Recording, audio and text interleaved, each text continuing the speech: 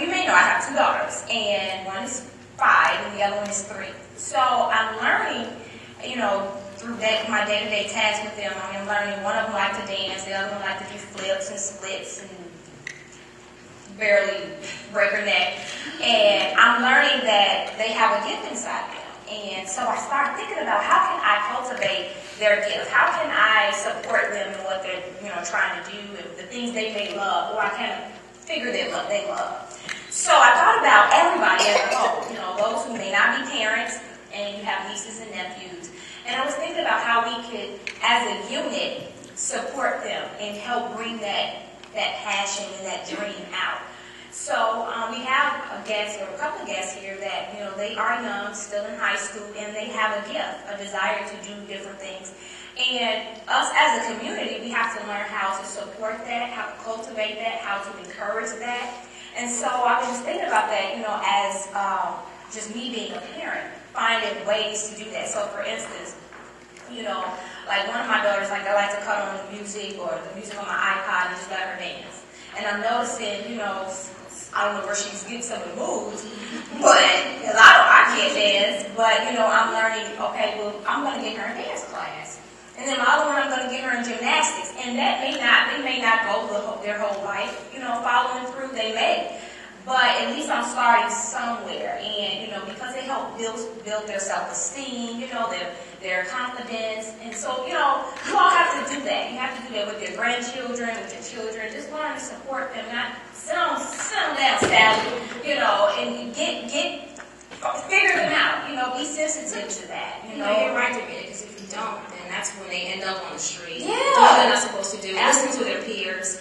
I can think of the tens of millions of things that I had to do as a child. My mom had me in Saturday school. I played the flute, the piano. I was in dance class, theater class. I don't know any of that now. Right. Clarinet. But still, I think instilled the principle that you have to be doing something outside of school to keep you occupied. And I remember my mom got me. I was in dance for about 5 minutes. And then 5 whole minutes. Yeah, 5-minute dance class. I don't know. I mean, back then, my parents really couldn't afford to keep up the payments to take me to class. So, I was there, and then, it was either disco or dance. So, you still dance. You dance when... That don't count. You're in church. That don't count. And then, after that, my mother made me do piano lessons. I hated that. And then, clarinet. And I got to tell you a story about the clarinet. I was in clarinet class, in band class in high school. And the whole 4 years of my high school, I never played. So I was Were you there? I was there, but I never played. Like, when they say, Davida, play line number 1. I didn't know the notes or anything. So when we played, like, on football games, I was just marching as if I was playing. They let you get away with that for 4 years? 4 years. I got through it. Yeah, I was character in drumline, right? Nick Cannon's character in drumline. I couldn't read it or play it. But you could read it, you could play it. She won my hand for that. So, but through that, I discovered, and I became to find myself, initiating, trying out for proms, trying out for dance, I think trying different things is important. One thing my mom let us do is she let us try different things, and she also let us quit if we truly didn't like it. Ooh, wow. I tried to run track. It lasted 3 months. I was terrible. I was severely underweight, and I was just horrible. And also, things like that helps with your child's development, because the secret about myself, I used to fall down the stairs every day. That's what happened. I had no motor skills. I know, that's why I turned down this class. I had no motor skills. I wouldn't even be going that way, and I would just fall down the stairs. I didn't know that's why I got it. Is that why you ran to the pole? That's why I ran to the pole. I have no motor skills. I had no motor skills. And so I didn't know why my mom put me in dance class. I just thought it was because she was being a nice mother. Because I used to fall down the stairs every day. So things like extracurricular activities for your children can boost their motor skills, their thinking skills, and critical thinking, and everything. Yeah, and then social skills. I mean, getting in the jail with other kids. I don't want my kids to be introverts and don't know how to communicate. And it's so easy to do that now with the age of the computer or video games. Oh, absolutely. And then I thought about even how to teach our kids to give. And I've always wanted to give to a charity or, give towards a cause. And I started, my daughters, they came to me and they said, Mom, we want to open a business. We want to do a business. And so at night they pray and say, God, we thank you for our business. So they came to me and they said, we want to do a business. I said, okay, so you want to do a business. So they have this little company called Candy Girls. So we don't know how we're going to structure that yet. But I was thinking about them donating bags of candy maybe to the homeless, or, just starting small where they are. They may not know what's going on in Iraq or Afghanistan. They don't know about all of that, but they can deal with the small things in the community. So what we're going to do during the summer is like bag up little bags of candy, and then they take them out to the homeless shelter. And I thought about that, and then I read up on the internet about modeling giving. They should see me giving to a charity. So, for instance, and I have to admit, when you're going in the store and you got the guy in the Salvation Army, they just can annoy you at times.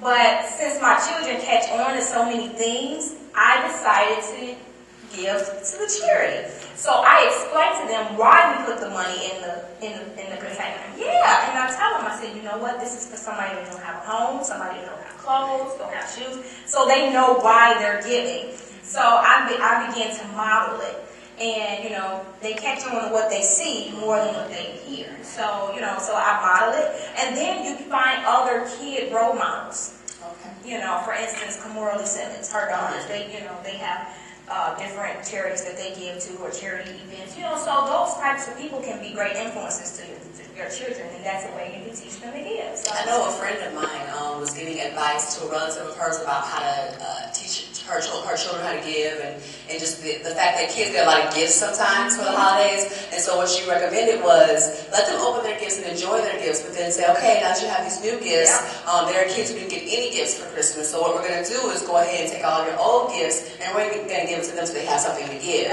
So that's a nice way to do it. Absolutely. Right. It stays in forever. Right.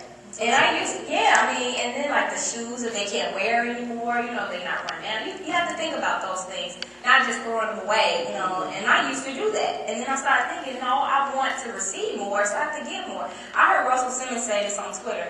He always says, the greatest givers are the greatest givers. So, it's not because, you own a big $1 million company. It's because you give towards your community and towards causes and charities. So those are the richest people in the world.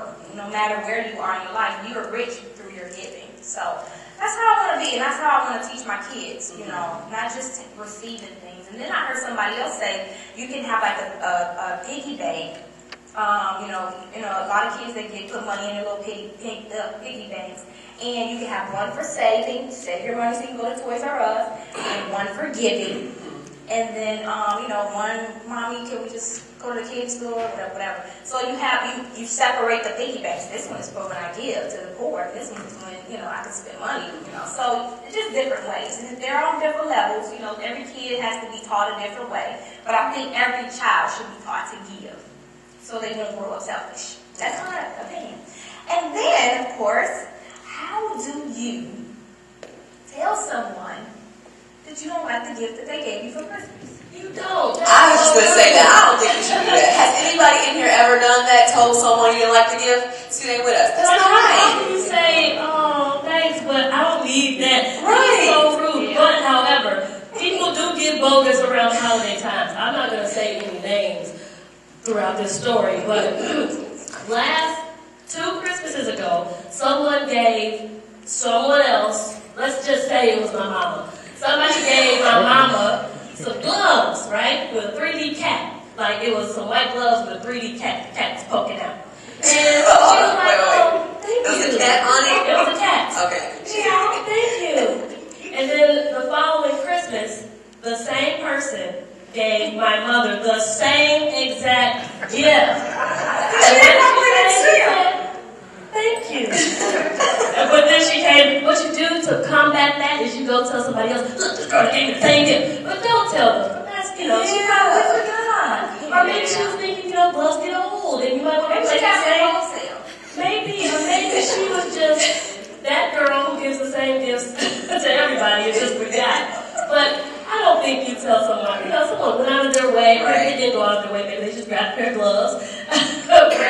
Just take it and give it away or give it to Salvation Army. Yeah, that's true. Well, what's the big deal about giving gifts for Christmas anyway? You know, I was listening to a pastor in Indianapolis, and he said, you know, how would it look, say, if it was your daughter's birthday, and then you went and gave Taisha a bunch of gifts? Isn't Christmas Jesus' birthday, but everybody else gets the gifts? Well, that means I don't understand that. So I can scratch you off? Right. Now, if you want to buy my music flat irons, you can. I'm fine with that. I'm like, gee, but look, why do we give gifts? Why? What's the big deal when, I mean, you know, everybody's, okay. Seriously. Well, Seriously, what's the big deal with going out and getting gloves? And It's all about that spirit of giving, about thinking of others and not thinking of yourself. and nobody thinks of Jesus. Who bought him a gift? Who got him the gloves? well, Isn't it his birthday? Well, we're going to think about somebody tonight.